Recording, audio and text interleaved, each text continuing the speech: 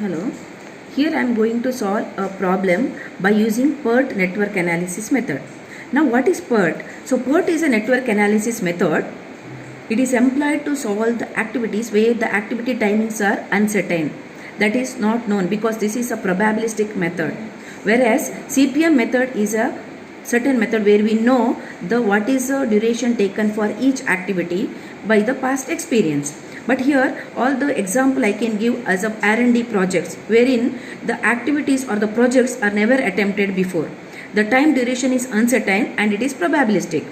And in this type of problems will not be given with the duration of each activity, will be given with the three timings, that is optimistic time, pessimistic time and most likely time. So what is optimistic time? Optimistic time is the nothing but the shortest duration within which an activity can be performed assuming that everything goes well. And pessimistic time is the longest duration that an activity would take if everything goes wrong. Most likely time is a normal time that an activity would take in normal circumstances. So these three timings will be given. So we need to find out the expected duration for each activity. So optimistic time can be represented as T0 or A. Most likely time can be represented as Tm or M. Pessimistic time can be represented as Tp or B. Now here let me go to the problem. The problem is a small project consists of activities from A to I. The following table indicates the predecessor relationship as well as the three estimates of timings, that is optimistic, most likely and pessimistic time for each activity in days. Draw the network diagram, determine the expected duration and variance of each activity, obtain the total expected duration of the project and the critical path. What is the probability of completing the project in 50 days? So we have given with the table, that is activity, predecessor activity, optimistic time, pessimistic time as well as the most likely time. So using these three activities we need to find out the expected duration of each activity. Now let us first draw the network diagram. When you draw the networking diagram, here you can see A is the initial activity. There is no predecessor activity for A. But B, C and E will start only after completion of A. So here A is the initial activity. B, C, E will start only after completion of A. Then we have D. D starts only after completion of B and C. So here B and C, I can't combine it, so that's why I have drawn one. For connecting it I have drawn one dummy activity, and this is nothing but this point wherein we can see B and C both will be completing. So after that we can have the activity D. Then we have F. It starts only after completion of D and E. So here D and E, after completion of this I have the activity F. Then G will start after completion of C and H will start after completion of G and F. Then I will start after completion of H. Now node numbering is 1, 2, 3, 4, 5, 6, 7 and 8. Now I can't write the duration for each activity. Now using these three values I need to find out the expected duration for each activity. Now in this table you can see we have the activity, predecessor, T0, Tm, Tp, and here I have found out the value of expected duration.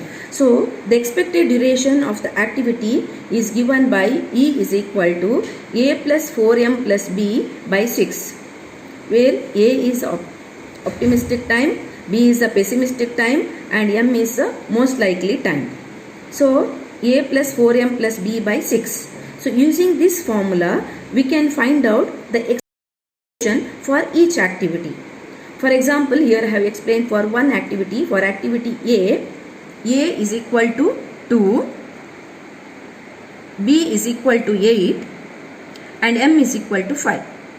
This is A, most likely, this is optimistic and this is pessimistic and this is most likely time. So that's what I have substituted here.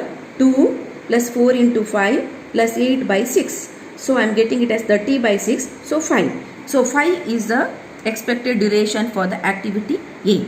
So in the similar manner, I got these values as expected duration for all the activities.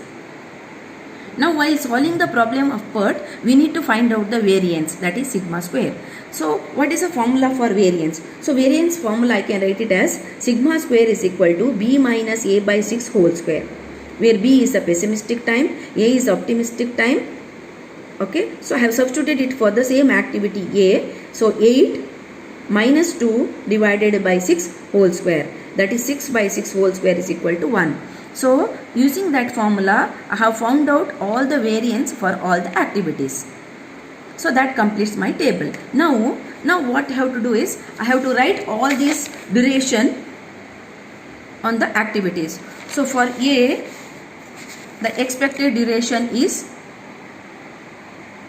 5, for B 9, for C 7, for D 4, for E 8, for F 13, for G 12, for H 6, for I it is 8. So you can write the duration for each activity by getting the expected duration of each activities.